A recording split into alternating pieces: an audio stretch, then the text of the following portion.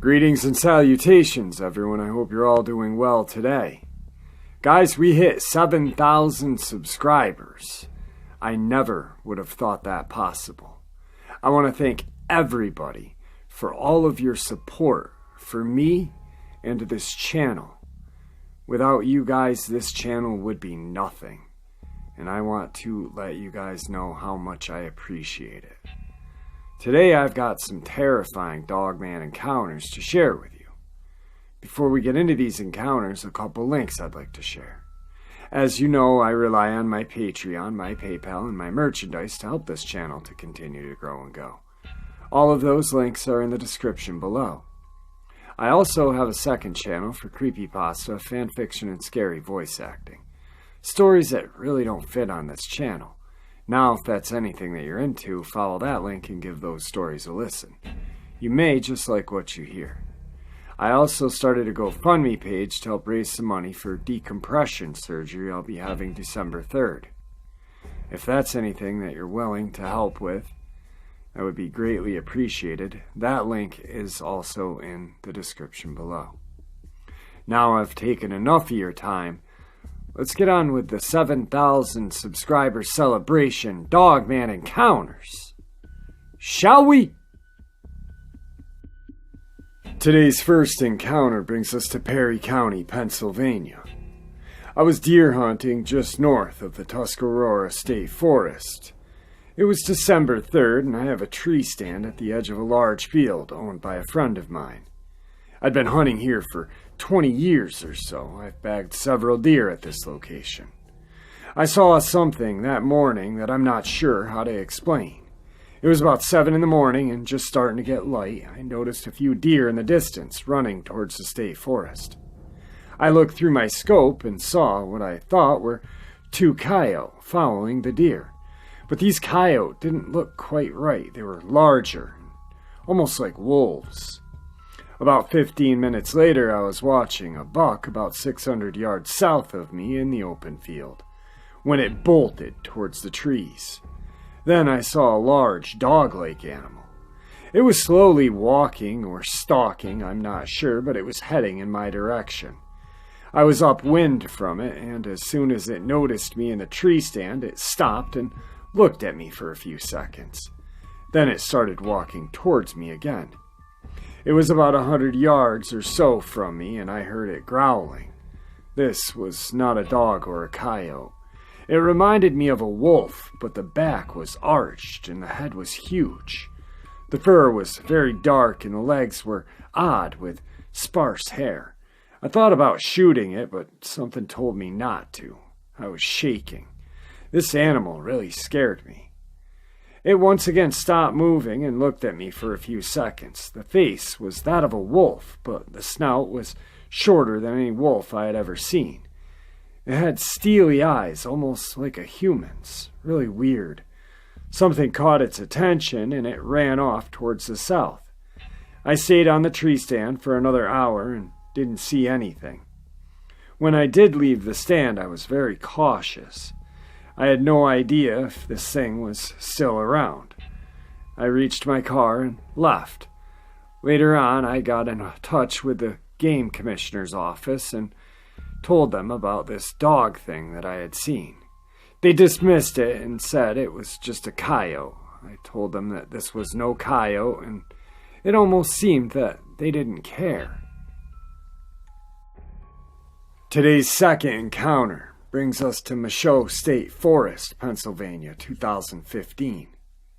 My husband and I began sitting around the fire pit at my sister's cabin shortly before dusk. There was no one else present at the entire time. As always, we were both armed. We also had a spotlight, and we're about 20 feet from the front door of the cabin. We're both avid outdoors people all our lives, with many, many hours of hunting various wildlife, trapping, fishing, camping, canoeing, hiking, you name it. My husband began playing around, yelling weird sounds to get a reaction out of me because I was nervous for the first time out of all of these times being here for some reason. To our surprise, something answered him. I want to say within 100 yards in the woods, with the same sounds he was making. He stopped, and we sat there silently, looking and listening for what it was. No more joking around. The yells, probably 5 in total, came closer over the course of a few hours, until the last one we heard was clearly within 40 yards of us. It was with that I decided to go inside. I'd been shining the spotlight throughout the evening into the woods and thought I would do it one last time before we both went into the cabin. That's when I saw something for the first time. Yellow eyes. It didn't look away or blink, but remained staring back at me from the area the last call came from. I tried to see a body, but everything else was dark around it. When I said, "I see eye shine," to my husband, the eyes moved several feet sideways, staring at me the whole time, then disappeared completely. I've spotlighted deer and various animals, and this was not the same. They were at least twice the size of a deer's eyes, and there was no indication that it had turned its head or walked away, but instead gave the impression of stepping behind something. Once inside the cabin, we retired for the night, with the bed having been positioned directly under the window that was left open for ventilation. My husband slept undisturbed throughout the night. I, however, heard what sounded like wood chops 6 different times. I clearly heard a loud crack close by as well. The next morning, I walked to the area of the last vocalization and where the eye shine was. I found the biggest tree in the area about 5 feet off the path. It was too big to put my arms around. I noticed a clear line from the tree to a path of disturbed leaves, as if something walked to the tree and then returned. The same way.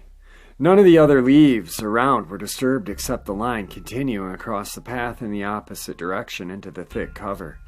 I also found a freshly broken tree limb, about 10 inches in diameter and 4 feet long, lying in a path. All of this within 10 square feet. It appeared to have come from the live tree nearby and had been broken off several feet above my head. I had every intention on investigating the scene even more, but frankly I lost wit, which is not like me, and returned to the fire pit to tidy up. I knew all of this was abnormal and didn't feel right. That's when the most frightening thing happened.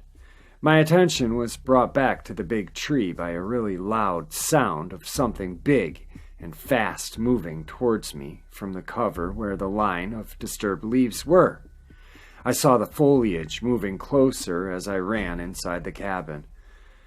I'm sure I could have been but a second or two away from seeing it burst out into plain view, which is exactly what I didn't want. So, what I'd like to know is, what mimics people's voices, has large eyes that shine yellow at night, hides behind big trees, makes wood chopping sounds, breaks big limbs off of live trees, and charges at people in broad daylight? Alright guys, well, I just hit 7,000 subscribers. I know I put out a part 2 of the West Virginia Bigfoot, but I have been sitting here all day, bored to pieces, and with a lot of time on my hands. I'm just literally waiting for this surgery and reading encounters, going through paperwork and stuff, and I wasn't tired yet. I mean, I pretty much slept most of the day, but I wanted to get something out to you guys to celebrate 7,000 subscribers. So this is a bonus for all of us, myself included. The last encounter, I don't know. It could possibly be a Sasquatch. But you're in Dogman land. where they are. So it could have been one or the other. The very first encounter is definitely very intriguing. I almost wonder what would have happened if he had taken a shot at the creature. You know, I wonder if that guy, when he was in Montana and he saw that huge wolf-like creature right before he shot, thought the same thing, but he took the shot. It would have been interesting to find out. Anyway, I really hope you guys enjoyed these encounters. Like I said, I've got some subscriber Dogman encounters coming up tomorrow and some other stuff to share with you guys. But I needed to get something out tonight because we hit 7,000 subscribers today. You know, a little celebration. Anyway, I want to bid you guys farewell and thank you very much.